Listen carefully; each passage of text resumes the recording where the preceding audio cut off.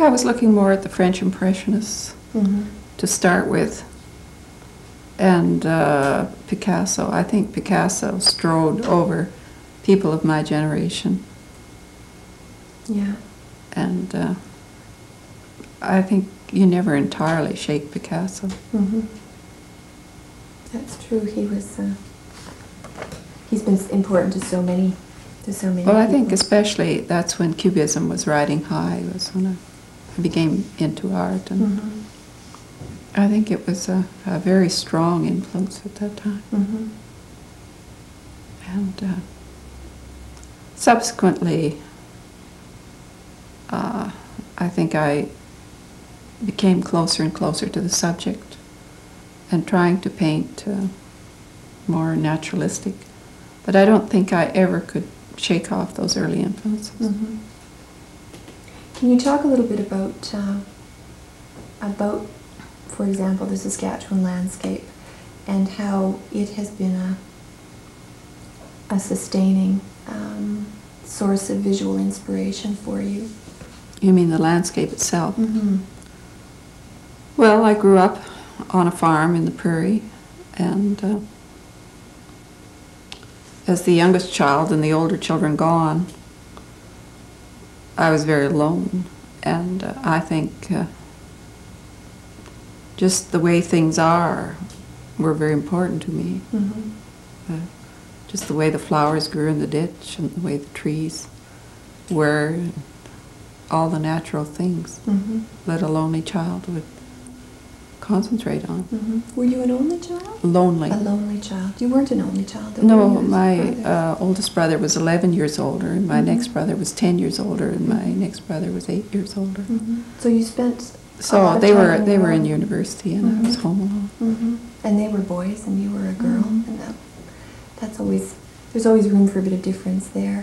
So did you spend most of your time as a kid on your own? Yes. What kind of stuff did you do out on the farm? Oh, I had read mostly. Yeah. And went to get the cows and things like that. Gathered the eggs. Gathered chips. Picked raspberries. Sounds wonderful. All the little chores that farm kids do. I think my first memory is my mother had this row of poppies that were taller than me. Were out to the gate. And of this row of orange poppies, bigger than me. I'm just staring at them. Well, I mean, I'm just looking at the paintings here behind you as well. The intricate detail of these wonderful gardens. Yeah, I've got into gardens lately. I think it's just a change. I've done so many landscapes and getting more and more interested in the foregrounds, and now getting closer and closer. And these are things then that you just evolve into? Well, I still paint a lot of landscape, but I've evolved a lot of interest into the garden, and it's beginning to take up a lot of time because I not only have this garden, I have a garden at the farm, and then there's another garden that I do a lot of painting in that's abandoned. A lovely perennial garden. You were talking about for a couple of years you had been painting very large canvases, and then you decided that you weren't going to do those anymore. I'm interested in the decisions behind that as a process. I mean, do you just naturally find that you have a stopping point and then you must try something different, or how does that work? Well, for 2 years I did large paintings quite successfully. In the third year I felt that there was something missing. And I thought, well, subconscious, there's my old subconscious again that I think is so important. It's bored. You got to keep that subconscious amused. And it just doesn't tell you what it wants. You have to find it out. Can you talk a little bit more about the subconscious? Well, I don't know much about it. It's very elusive. Maybe that's why it's so interesting. It's so mysterious and you don't want to know anything more about it.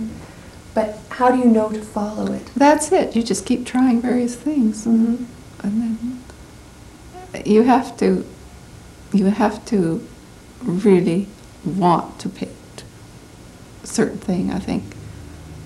And then that gives that edge to the paint. Mm-hmm. And you have to, I think, trust yourself, your intuitive self, in the sense that it will lead you. It may take a while, or it may not take very long at all, but it will lead you somewhere. You just, rather than willing it, you just kind of have to follow it. You have to try and plug into it. Well, and nurture it too. Yeah. I want to ask you what advice you would give if you had to give advice to a younger artist. What would you tell them? What would be some of the things you'd say? I guess I'd say, what do you want to do? What are you interested in? What type of support, what type of brush, what type of subject do you like to paint? And do you like to paint large? Do you like to paint small? Do you like to paint detail? Do you like to paint broadly? Find out, try all these things. Find out what you feel is best for you. Not what you like, but what you do best. Mm-hmm. And knowing what you know now about the practical side, for example, of being an artist, i.e. executing the paintings, sustaining your vision, sustaining your subconscious, keeping yourself amused, and also the things that you know about the business of art. Would there be things that you would advise them to do and or steer away from? I don't mean to put you on the spot with that one, but I think if they're seriously into art as a business, they have to be business-like. They have to find out how you deal with the business, get some practical advice, take a course or a workshop, or read up on something so that you actually know how to deal with this business. Mm-hmm. And try to not give your work to galleries that you haven't researched that these people are reputable, because there are occasionally people who come through and praise an artist to the skies and take their work and can take off with it. So you have to be careful to whom you give your work, and you know that these people are well thought of. And what about in the area of, again, it's back to sustenance and finding your vision and that kind of stuff. Again, based on your own experience. Say that again? Well, I'm just thinking, you know, in terms of sustaining yourself as an artist. I don't know, and reinventing ways to enjoy painting. Whether you have to do that, I don't know. Well, if it's not coming, if you're working hard and you feel it's not coming, you have to change something. Mm-hmm. You have to either take a holiday, mm-hmm. which I think sometimes you can burn yourself out. Mm-hmm. So you really have to go out and get refreshed. And if that doesn't work, well, change something. Change your subject, change your brush, change your support, change your subject matter, change something. Mm-hmm. Even one thing will make a difference. Right. What goals do you set for yourself at this point in your career? Try to paint a little every day. I don't set goals anymore. Mm-hmm.